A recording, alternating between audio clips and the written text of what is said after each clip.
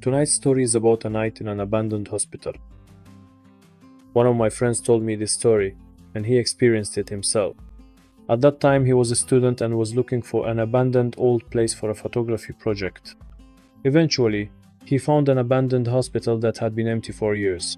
My friend, along with two of his classmates, went there late one night. From the very first moment they entered the hospital, a heavy and frightening feeling filled the air.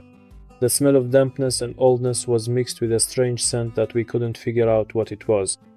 They were walking through the dark, silent hallways, taking pictures.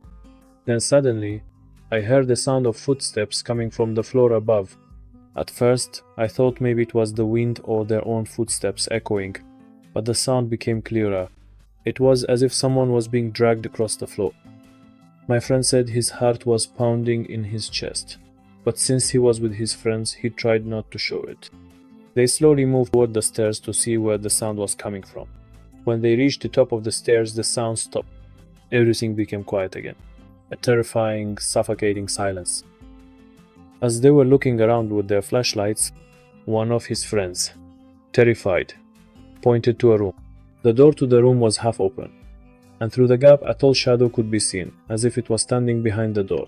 The shadow didn't move, it was just there, still and staring. My friends ran away in fear, but my friend, whose curiosity and courage were greater, couldn't resist. He slowly walked toward the door and the room.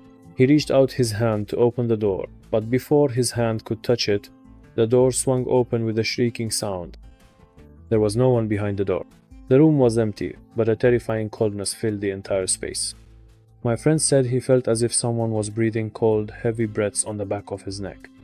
At that moment, he couldn't take it anymore. He screamed with all his might, ran out of the hospital, and never went back there again.